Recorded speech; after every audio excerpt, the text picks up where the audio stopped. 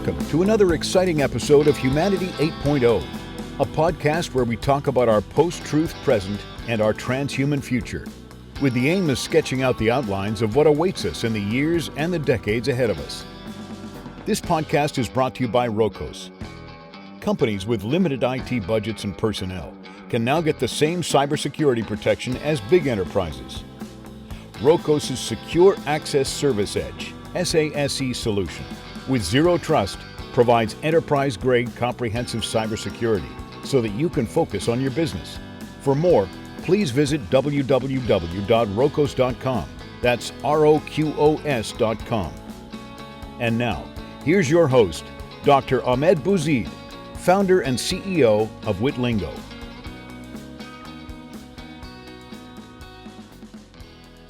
Dr. Paolo Narciso. Hi, Ahmed. How are you? I'm doing well. Thank you so much for joining us. So the podcast is called Humanity 8.0, 8.0, right? With the idea being that I believe that we as human beings change with innovations, right? So, for example, we take many things for granted. The shoes that we wear, the clothes that we wear, the fact that we can go home and it's going to be the right temperature and all that. Humanity today, and a long time ago, didn't have those, right?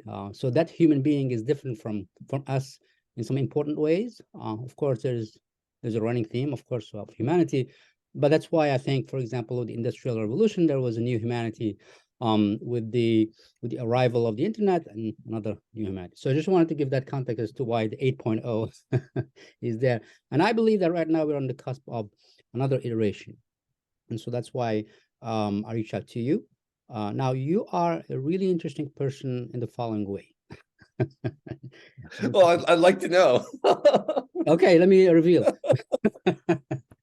In the sense that you are doing something that people, the mainstream, think is a hype, is a lot of, even like malicious manipulation, exploitation by those who know versus those who don't know, those who have money, and so forth, right?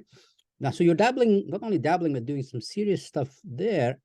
But at the same time, you are concerned with issues that are not the kinds of issues that a heister or a shyster would be interested in. You're doing things that are very meaningful. For example, one of your startups that you co-founded, in fact, the latest one, right? Is all about social entrepreneur innovation, right? So you're innovating within the world of the vulnerable citizen, the vulnerable American, right? You're trying to take that technology and make it useful in very concrete ways to a set of folks who are disadvantaged, let's say, as opposed to people who have money, who can buy Bitcoin, so forth. So there's this branding, that very negative branding of Web3 and NFTs and the blockchain and so forth, that isn't coming in the way of people being open to understanding what's going on. And I think you are doing something concrete and real and meaningful that I think the audience would benefit from hearing you talk about. So, all right, so I talked a lot, and I'm going to talk a lot less moving forward. I just wanted to provide a framing that you're interested in that way, but also, right, you're a teacher, right? You are a successful entrepreneur. You have built companies and sold them, and you're able to also work in corporate America. So usually people who are entrepreneurs, like they can't live there. So you have all these skills that I think are really interesting. And so I thought you're the right package of a person to talk about these very exciting technologies. So let's talk about the latest venture, Core Immersive Labs, right? Sure. That's what you're doing. Tell us about that and what the mission is and so forth. Yeah, Ahmed, as you talked about in the introduction, I think we are on the cusp of a revolution, right? And it's a revolution from Web 2 to Web 3. And in previous revolutions or technology revolutions, the people who are disadvantaged are generally late to the game, and they generally are not the early adopters of whatever that revolution is, right? It is my goal is to change that even though these technologies are new and many of them are essentially non-existent yet, I can talk about some of those as well, but certainly we're building towards making them exist, particularly things around the metaverse and so forth, is that now is the time to be able to be inclusive about these particular technologies and allow people who previously have not been the architects and creators in this new revolutions to actually be able to participate as architects and creators in that revolution. So that's my core belief around what core immersive does, is to be able to enable folks who are typically excluded to participate, and to participate early enough in a meaningful way that can also potentially shape this new revolution so that it is inclusive to all, and that we are able to leverage these technologies to improve the lives of many people. Wonderful. So give me an example of participation. Sure. That you're enabling. Yeah, so I'll tell a story, which is it's really how, at AARP, for instance, we created a virtual reality application called Alcove. As of this podcast, we don't own it anymore. We were able to successfully exit Alcove and sell it. And very proud, but we're still involved and have an equity stake in the company that we sold it to. Won't go into the details of that particular sale, but in the creation and in the scale of Alcove, Alcove, as of a few weeks ago before we sold it, had more than 600,000 downloads, with an engagement rate that was very, very high. Most of the users, about 48% of the users, use the application on a weekly basis, and the average use of the application was about 28 minutes. So it's good engagement with that particular app, and from all particular metrics, it was very successful. We didn't even market it. I mean, it was very much grown organically and gone through just traditional growth hacking in terms of how we grew the application. The application was focused on being able to create shared experiences for older adults, so that we could improve loneliness and increase people's connections, right? Hopefully reducing social isolation, which, as many of you know, is a significant epidemic in our society today. So that was why we built Alcove. As you build Alcove, and as we work with development teams and so forth, the development teams were not particularly diverse, and it was hard to find the diversity in being able to use new technology and to work in new technology, specifically VR technology. And as I reflect back on that, I reflect on many technologies. The sad reality is that many of our development teams are still, white male or South Asian or Asian male. I mean, that is who we see from a development perspective. Yeah. And I reflected on, why is that the case? And does that lack of diversity in a team actually affect how you build and design a particular product? And my conclusion is it does, in a nutshell. And so therefore, the way to solve that issue is to be able to expand access to a lot of these new technologies, to be able to allow people to build careers and to ultimately shape that into being architects and creators in this new new economy and the new kind of transition from Web 2 to Web 3. So that's how I saw the problem and how I felt that we should solve it. Okay. So the concepts there are participation, and then the other one is underserved. What does that mean? Yeah. So technology, and rightfully so, it's not a criticism of it at all in terms of how we launch new products, particularly from a technology perspective in terms of enabling it with technology. Adoption is generally meant for those who have the technology. It's easier to launch a technology when people already can easily adopt it, right? You don't, an example for my case with AARP Foundation is, and I know, Ahmed, you participated in this one as well. You built the platform where we were trying to deploy voice technology and devices into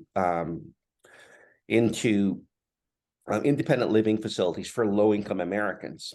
And the problem that we face was that many low-income Americans in those facilities did not have internet, right? So if you are looking at those who are underserved, from a technology perspective, it would be illogical to launch a application that requires the internet to people who don't have the internet. And that's what I consider to be underserved. They didn't have a lot of these things. So what we're trying to solve is how do we actually do this? So an underserved community is how can we deploy technology to an underserved community so that they can in fact access all of the new things that are happening and be able to take advantage of those technologies to better to better enrich their particular lives. So underserved communities for me would be the ones that we don't normally think about when we're thinking about launching a new product. So older American communities, specifically low-income older American communities, and also communities that have been historically been prejudiced upon. Yep. African American communities, and as well as women. Yeah. And within Core Immersive Labs mission is the assumption that by bringing these voices, these folks who are otherwise excluded, there's value in and of itself, right? That you bring in, right? New perspectives and perhaps ways of looking at things or assumptions that they would be able to unearth. For example, like you said, right? We make the assumption that, hey, of course they all have Wi-Fi. It doesn't even occur to us, right?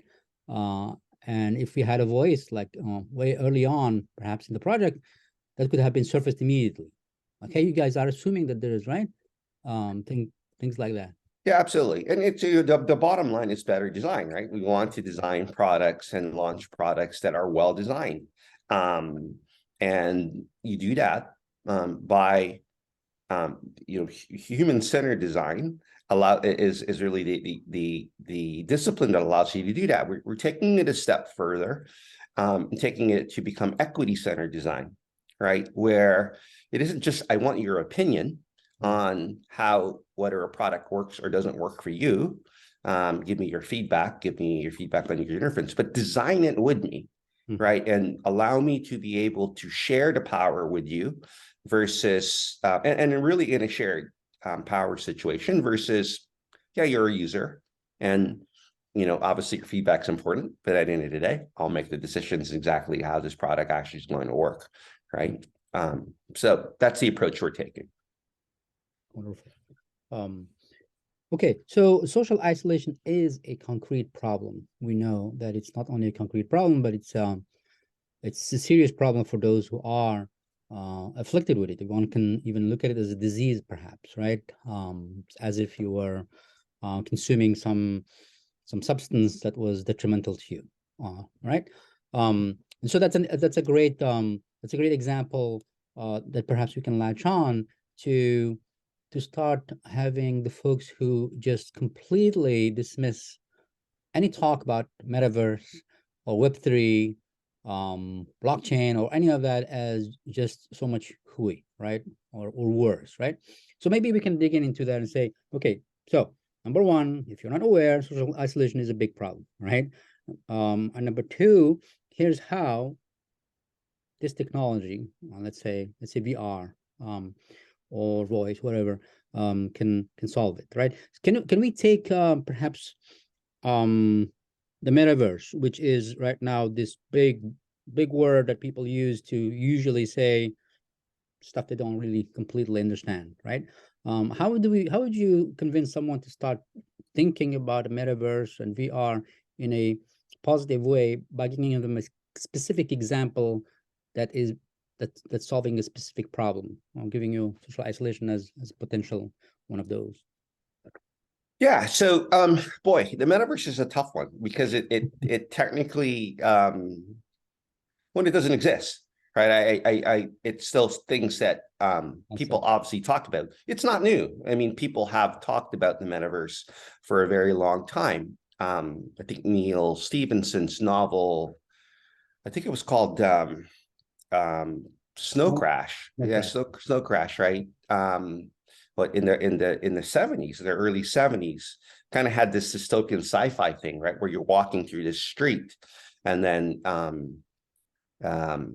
like public rooms were lit up and private rooms were like grayed out in this particular thing. I don't recall the book very well anymore. I did pick it up a couple of years ago, just as a discussion on VR, virtual reality was coming around, and then you've had things like, for instance, like Second Life. That's not new. That was launched in 2003. I mean, it's fairly early at this point. So so technically, even the term, it's been around since the 60s. There's been a metaverse roadmap that John Smart and people have come together to be able to kind of build that particular metaverse roadmap, even though Mark Zuckerberg spoke about it just a few years ago as he was kind of rebranding Meta, or Facebook, into Meta. And the goal is simply, and regardless of kind of what people think it is, the goal is to unite people kind of with a shared experience, right? And VR, AR, mixed reality, is simply, it is not the metaverse in itself, right? Those are just things that enable us to be able to complement it. So it isn't, when I talk about VR, MR, or XR, isn't really the metaverse. It is just things that complement it. And for the metaverse to exist, eventually, to have that shared experience, there's going to require technologies to be able to also support it. And that's where kind of the Web3 piece comes along, specifically with potentially using kind of token networks to be able to conduct commerce in the metaverse. I take it a little bit step further than that, and I'll go back to the issue of social isolation. There's also one of the reasons why Web3 is happening is because Web2 is broken, right? The internet, in essence, is broken in the sense that we don't control our own data. Every time we use the internet, our data is passed around everywhere. Yeah, whether we like it or not, and that's just what happens. It's certainly going to the service provider, right? That's providing for that. At that point, into the servers of the service provider. And every time that happens, we lose control of our data. All right, so that's kind of the general framework in terms of how I think about these particular technologies. Now, flip it back to, as we look at social isolation and loneliness, and kind of how I and others are thinking about it. So social isolation and loneliness is a huge endemic. Our studies at AARP showed that it's equivalent, being isolated is equivalent to smoking 16 packs of cigarettes per day. So clearly it's not great for you. Mortality rates increase as you are more socially isolated and lonely. And I lump social isolation and loneliness together, but they're technically two separate things, right? Social isolation is objective. We can measure somebody who's socially isolated in terms of their ability to access different things. Loneliness is subjective. And you can be completely lonely, even though you're in a group of people. That is entirely possible. It's more around a sense of belonging and how you feel you are connected to all these people that you are around, or not better than connected, but accepted and valued by the people that you are around you. So you have this pandemic and the kind of the issues with social isolation and loneliness, which is growing. Grew obviously because of our COVID-19 pandemic, but it's been happening even before COVID-19 at this point. Then you have this goal of technically the metaverse and the metaverse project around being able to unite people kind of through that natural shared experience, a mutual shared experience. So how do you enable that potential? Is there a way to be able to use a particular type of technology as a therapy, for lack of a better word, to be able to reduce social isolation and improve people's connections together?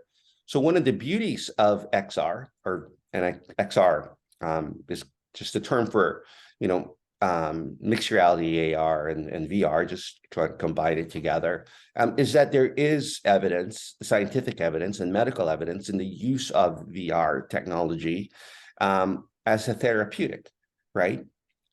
And there's the value, their proof of how you can use VR for therapeutics is already out in the marketplace. It's used, for instance, to be able to help people reduce pain. It's used to be able to help get rid of phobias. And it's also used to be able to help people who have a disconnected sense of self, right? They're disconnected with themselves. So issues like schizophrenia and dementia, there are therapeutics, and VR has evidence, potentially not conclusive yet, because this is fairly new, that it is a potential to be of great therapeutics, even better or just as good as potentially the use of mushrooms, right? And so, and certainly the better than the use of drugs. And so, if it's a tool that can be used for therapy, how can we then potentially use that to deal with this particular endemic of isolation and loneliness, and use that similar tool? And I can go on and on and on forever as to what the kind of the underlying theory is behind the use of that, because it's not, to me, a social network or anything of that nature. There are things that happen inside. There's inherent things that happen in VR that can affect our consciousness and the way we look at things. And so that's the reason why I feel particularly it could be a very, very effective tool to be able to reduce both isolation and loneliness. Okay. So the user experience in a nutshell is what? Is you put on some goggles and you engage with Yeah, generally, that's the user experience. There's could be multiple user experience, but the user experience that we generally are experimenting with, and certainly have launched and have see a good, strong adoption of it. I mean, I think 600,000 users is a strong adoption of something at this particular point, especially since it's fairly new. Actually, our product Alcove was the fourth largest social media platform on VR. I mean, if you call it social media, but I don't want to use social media. Social platform in VR, I think, is how they actually ranked it. Meaning that within the user base of Alcove, folks are connecting with each other. Is that what you mean? Yeah, folks are connecting with each other. So in Alcove, what we created was a user experience. This is you entered into your living room, right, in your home. So an Alcove is your safe space, your home. And in your home, you have multiple rooms. You have rooms where you can sit around and talk. Like the living room is a great place for that. Potentially watch TV. In your home, you have hallways where you can, or just walls where you can see pictures of your family and and friends and pets and your loved ones and so forth. And then you also potentially have an exercise room, an area to be able to exercise in. There's also an area which is the den, and you generally go to the den to be able to pursue some of your hobbies, right? So the dens normally would have books and musical instruments and things of that nature. So that was how we designed Alcove. It's like a house, right? And in that house, it's your safe space. And you simply invite people that are in your network that also have Alcove into your space together. And in our case, it was family and friends that you invited into your space. And then what we did in each one of those spaces was created shared experiences, right? Again, the goal is to be able to have this shared experience. So for instance, you could view and look at pictures together in virtual reality, right? And as if I was sitting in my living room and showing you pictures on the wall. And by the way, one of the features of the product was people could actually upload those pictures and have those pictures there ahead of time. So whoever was in Alcove, even if you were there by yourself, would get updates, like would see these pictures be uploaded. And you can see them in your normal picture frame as if you were in your house. You could go, for instance, on a drive across Route 66 and with your grandfather, and what better way to be able to bond with people. We all know this when we were younger, and even now, is going on a long road trip. Yep. Right. And sharing those experiences together. You can travel the world together. Is great ways to be able to go to London, to Paris, to dive the Great Barrier Reef, together. So all in a virtual reality experience. So those are shared experiences. And the best way to be able to connect with folks is to have shared experiences, right? Which you will not get with Zoom, and you won't get with things like FaceTime. That's not a shared experience. It's a way for us to communicate, but we don't experience things together. And as we experience things together, it deepens our sense of belonging with each other, our connections with each other. And that is how the approach was to be able to use Alcove as a means to improve connections amongst people and reduce loneliness, specifically tailored for older adults. Because those experiences were very mature experiences like that older adults would find very interesting, like going on road trips. Although I think diving the Great Barrier Reef is always fun for everybody. But again, it can allow grandkids to be able to kind of join that particular experience who may not live close to their grandparents. In Alcove, you could go into a chamber, or you could go into a beautiful castle in Germany and listen to a chamber orchestra together, walking through, like you're there, you're physically behind the cellist, or and walk around them and really hear it in that spatial environment. So the experiences were very what I would consider to be mature experiences together. But you could also play chess and checkers and all the fun things that you would normally do in your home. Yeah. Wow. Okay. So I can see where, as you were talking, and you mentioned safe space, right? So the difference between, say, my house, let's say the house that I might have in the virtual world, is my house could at any point in time, be invaded by some people or whatever, right? It's not completely under my control. Whereas in the metaverse, perhaps let's call it the virtual reality world, I could have my space and it's controlled, and I know what is what. Nobody's going to come, and so perhaps if they have anxieties about the world, maybe those anxieties will be. I'm just thinking out loud about how that could be therapeutic. So I can see that in that example. You've been listening to Humanity 8.0 with your host, Dr. Ahmed Bouzid, founder and CEO of Witlingo. Brought to you by Rokos. Thanks for listening.